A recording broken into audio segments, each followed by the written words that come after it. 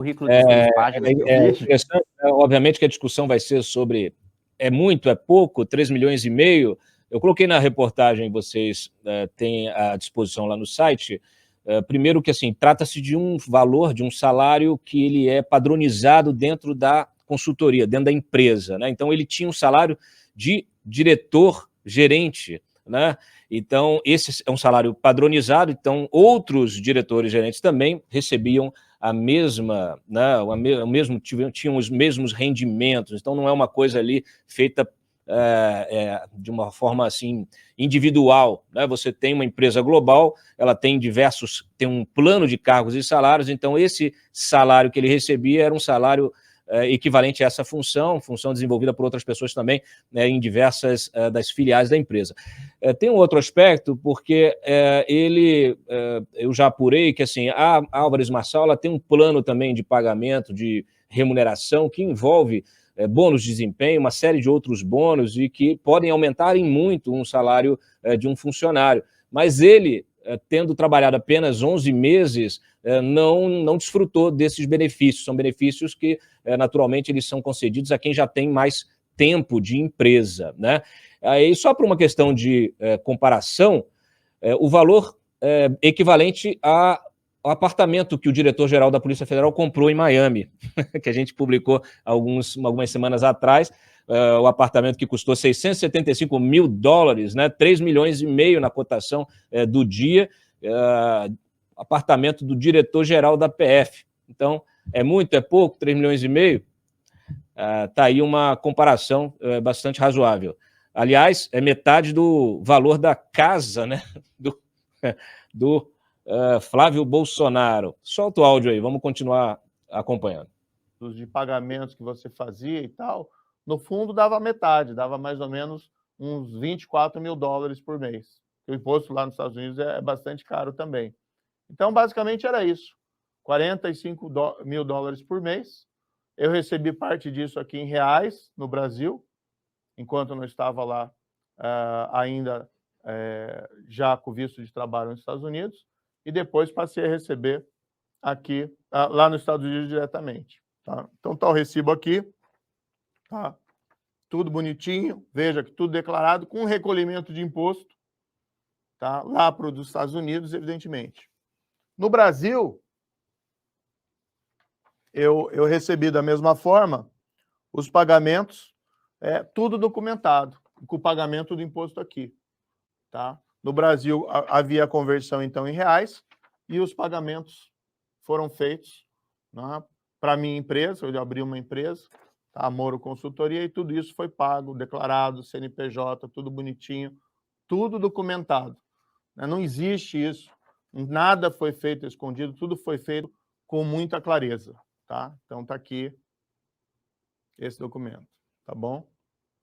Então, $24 mil líquidos, isso aí, o Weintraub foi trabalhar no Banco Mundial, indicado pelo Bolsonaro aqui, fugindo da justiça, para ganhar mais e trabalhar menos, né? Isso ele está fazendo algum trabalho lá. Então, você chega com um salário comum de um executivo e foi feita uma CPI, parece que teve também uma representação, né, no Ministério Público, o Ministério Público já arquivou. Então, mobilizaram toda uma máquina de justiça porque você fez um contrato privado para receber um salário líquido de $24 mil e desvendar só a título de comparação, assim, quanto você teve de devolução, sei lá, de um diretor da Petrobras, em escândalo de corrupção? Teve um diretor da Petrobras que devolveu $100 milhões em suborno que ele recebeu por 10 anos.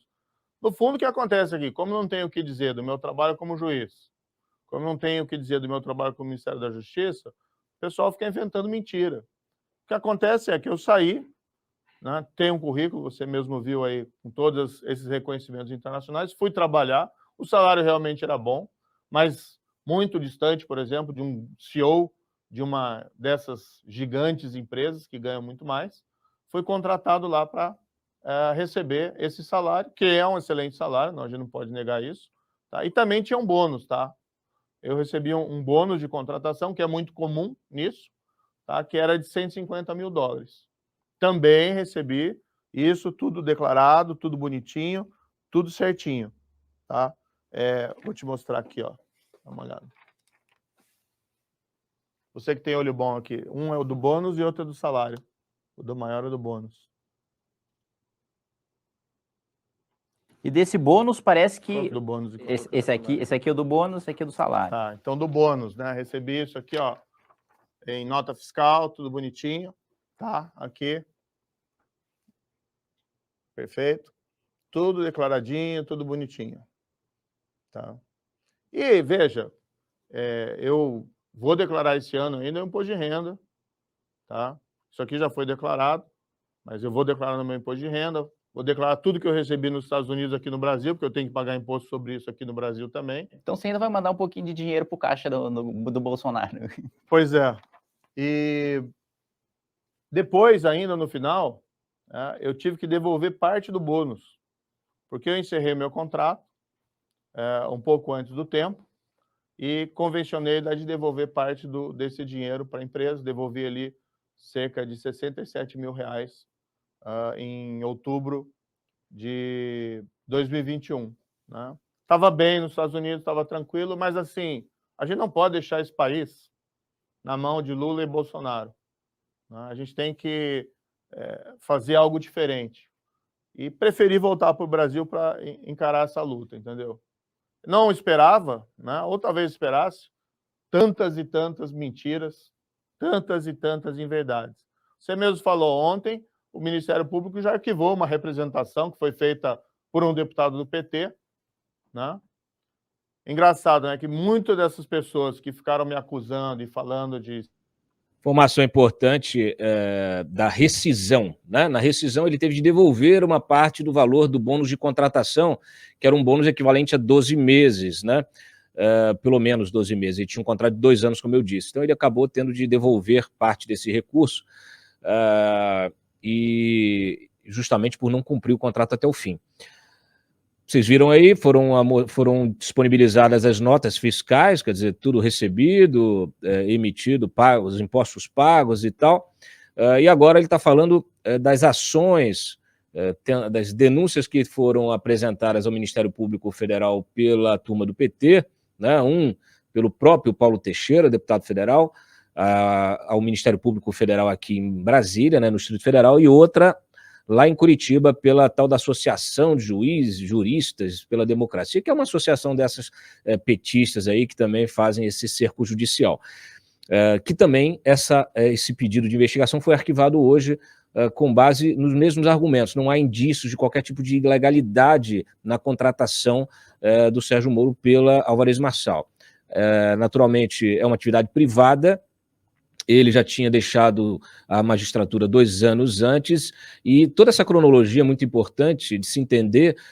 Por quê? Porque há uma alegação da turma do PT de que ele poderia fazer ali a prática de revolving door, né, que é você usar informação privilegiada, né, beneficiar uma empresa, depois ser contratado por essa empresa, e não existe nada disso. Na verdade, a Odebrecht, ela assinou um acordo de leniência, esse acordo foi submetido a todo o Ministério Público, ao Supremo, foi homologado pelo Supremo, ele foi submetido a vários órgãos, inclusive órgãos como o CAD, a AGU, etc. e tal, e só no final o juiz faz ali algum tipo de homologação em casos específicos, né? O caso da Odebrecht foi uma homologação de 77 executivos, e a empresa, isso aconteceu muito tempo antes da contratação dele, não tem nenhuma relação, né? Não há causa e consequência.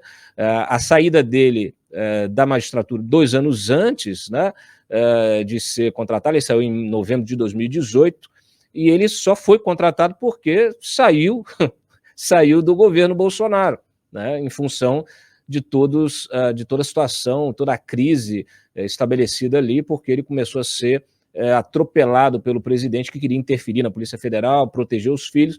Então, é impossível imaginar que há aí uma cronologia, que há algo que sustente essa narrativa petista.